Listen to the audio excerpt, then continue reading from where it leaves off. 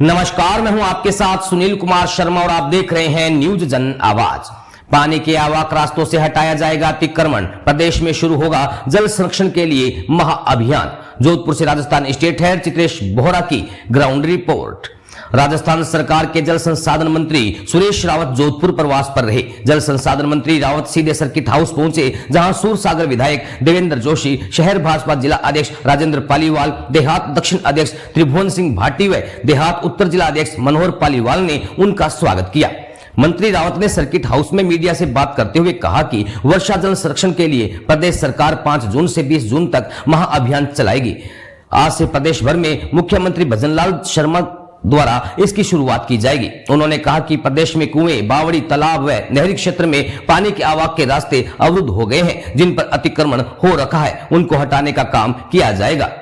उन्होंने कहा कि वृक्षारोपण भी किया जाएगा। ज्यादा से ज्यादा वर्षा जल को सुरक्षित करने के लिए संचय करने का प्रयास किया जा रहा है। जल की एक एक बूंद को बचाने के लिए प्रयास करेंगे।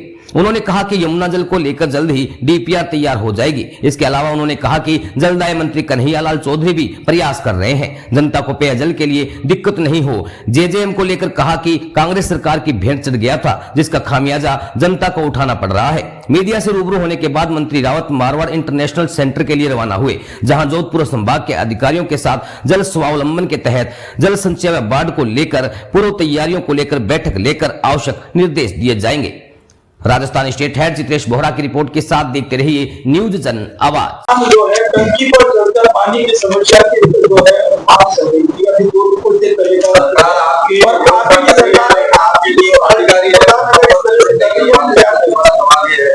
देखिए, निश्चित रूप से आपके माध्यम से ये विषय मेरे संज्ञान में आया है, तो अभी यहाँ से सीधा मैं अधिकारियों की मीटिंग में नहीं जा रहा हूँ। जोधपुर संभाग स्तरीय अधिकारियों की मीटिंग है और इस विषय को भी मैं उनके संज्ञान में लाके उनको साझेदारी देंगे कि इस तरह की कोई आगे से घटना एक सवाल आपसे है कि जो यहाँ के राजा महाराजाओं ने 80 किलोमीटर की एक नहर बनाई थी, पूरा एक ढांचा बनाया था जोधपुर में जलापूर्ति का।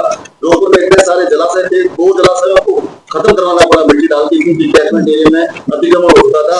हेरिटेज नहर है वो पूरी तरह से अतिक्रमित हो चुकी है। गुलाब सागर है वो सीवरेज का डंपिंग स्टेशन बन चुका है। आपने अभी कहा है कि जो अतिक्रमण हटाने को लेकर सख्त निर्देश देंगे, क्या वास्तव में इसकी जो है धरातल पर काम होता नजर आएगा? देखिए, निश्चित रूप से इसी के लिए ही सरकार ने अभियान चलाया है और इसी के लिए हम संभाग स्तर पर घूम रहे हैं। हमारी जो पुरानी वाटर बॉडीज है, हमारे जो विरासत के अंदर जो हमें जल संग्रहण के साधन मिले थे, उनको वापस हमें पुनर्जीवित किस तरह से कर सकते हैं, कैसे उनको संरक्षित कर सकते हैं, कैसे हमारी जो युवा पीढ़ी है उनको हम बता सकते हैं कि हमारे पूर्वजों ने किस तरह से वाटर संरक्षण के तहत काम किया है। ये पुरानी बावड़िया, पुराने तालाब नाटे, तो हमारा ये प्रयास है, इसी के तहत हम ये सारा कार्यक्रम कर रहे हैं। आपने यमुना नहर का जिक्र किया, लेकिन अभी तक तो उसकी डीपीआर नहीं मिल पाई। देखिए, हाँ बाबा पूछिए। क्या सरकार वही अडॉप्ट करेगी या कोई नया मॉडल लेकर? देखिए, आपने पहला सवाल मेरे से यमुना जल को लेके किया, तो यमुना जल की डीपीआर बनाने के लिए मध्य प्रदेश और राजस्थान के बीच में पहले एमओयू हो चुका था और उसका अगला कदम जो टास्क फोर्स बननी थी, नहीं, मध्य प्रदेश के साथ हमारे याद का समझौता था, राजस्थान और मध्य प्रदेश का। यमुना का हमें हरियाणा और राजस्थान के बीच में था, तो इसका जो हरियाणा और राजस्थान के बीच में डीपीआर बननी थी, उसका पहले हमारा एमओयू हो चुका था। अब डीपीआर का जो नेक्स्ट स्टेज था, एक टास्क फोर्स, दोनों की स्विफ्ट टास्क फोर्स बननी थी, दोनों की स्विफ्ट हमारी टास्क फोर्स बना दी है। हरियाणा ने भी अपनी फोर्स का ऑर्डर कर दिया, हमने भी कर दिया है। जल्दी हमारी दोनों टीमें मिलकर, और हमने तो डीपीआर बनाने का वर्क ऑर्डर भी दे दिया, जल्दी इस पे हम काम चालू करेंगे। देखिए, जल स्वावलंबन का हमारे 13 से 18 के अंदर वसुंधरा जी की सरकार थी, भारतीय जनता पार्टी की सरकार थी, तो निश्चित रूप से एक जन अभियान चला था और उसी के तरीके के तहत और काफी चीजें हमने इसमें जोड़ी है। हम और व्रत रूप देकर इस अभियान को आगे बढ़ाएंगे। अतिक्रमण की भेंट चढ़ चुका है, अब नहर की भेंट चढ़ रही है, कैचमेंट एरिया की सारी नहरें टूटी पड़ी है, पीएचडी के पास है, हर बार मुकदमे तक दर्ज हुए हैं, लेकिन कोई कार्रवाई नहीं, ना मुकदमों पे कार्रवाई हुई है, ना नहरें ठीक हुई है। बांध जो है अतिक्रमण की भेंट लगातार इसलिए चढ़ रहा है कि उसमें पानी पहुंचता ही नहीं। जैसा कि मैं पहले पहले ही आपको बता चुका हूं कि आज की जो बैठक है उसमें मुख्य बिंदु यही रहने वाला है कि जो हमारी पुरानी नहर है, बाल है, नदी है, तालाब है, नाले है और रिवर है, उसके अंदर जो भी अतिक्रमण है चिन्हितकरण करके वो हटाए जाएंगे। उसकी मैं समयबद्ध तरीके से उसकी रिव्यू बैठक भी लूंगा, रिपोर्ट भी लूंगा उनसे कि कौन कौन सा अतिक्रमण आपने हटवाया। आपने जल जीवन मिशन को लेकर गठबंधन सरकार का, लेकिन इतनी कार्रवाई देखने को नहीं मिली। हाल ही में जब पूर्व मुख्यमंत्री वसुंधरा राजे ने इसको लेकर अपने क्षेत्र में आवाज उठाई तब आपने कार्रवाई की और अभी ने रिपोर्ट मांगी थी। किस स्तर पर आपने कार्रवाई की है इसके बाद में और क्या रिपोर्ट में आया है सर, कुछ बताएं। देखिए ऐसा है कि हमारे जो पीएचडी मंत्री है कन्हैया जी चौधरी साहब वो लगातार इसकी मॉनिटरिंग कर रहे हैं और जहां तक जल जीवन की जेजेएम की बात है वो कांग्रेस सरकार की भ्रष्टाचार की पेट चढ़ा है। जब से हमारी भजनलाल जी की सरकार आई जीरो टॉलरेंस में हम काम कर रहे हैं, उसी का नतीजा है कि कई अधिकारी और जेल में है और वहाँ उनके जो उस तत्कालीन जो पीएचडी मंत्री थे उसी घोटालों के अंदर वो जेल के अंदर है। इससे बड़ी कार्रवाई क्या होगी, हम आगे भी कार्रवाई कर रहे हैं।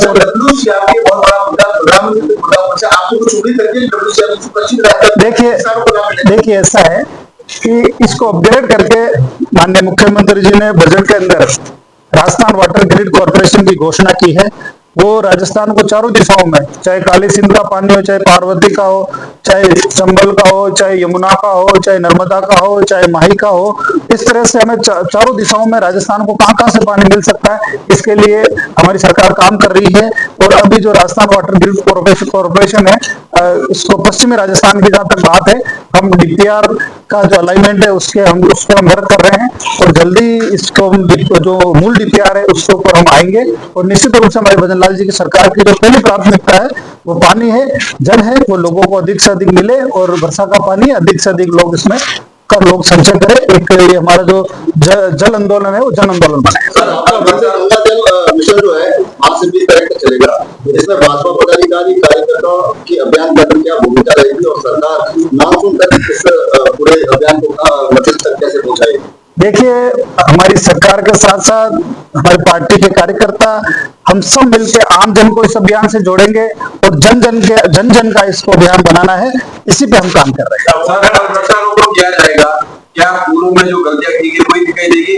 उन्हों कॉर्पस जैसे पौधे जिससे पक्षी घर नहीं बनाते, जल का पानी वो सोख लेता है, ऐसे पौधे लगाकर हरियाली निकालने का प्रयास किया गया। तो कल वृक्षारोपण में क्या इस तरह के पौधे लगेंगे या बाकी जो जनता गिरती है वो पौधे? देखिए निश्चित रूप से आपके माध्यम से ये संज्ञान में आया और पहले भी एक दो लोगों ने बात कही है, तो आज की बैठक में जो हमारा फॉरेस्ट अधिकारी है और प्रशासन अधिकारी भी इस बात के लिए पाबंद करेंगे इस तरह के पौधे ना लगाए जिससे हमारे पर्यावरण को हानि पहुंचे।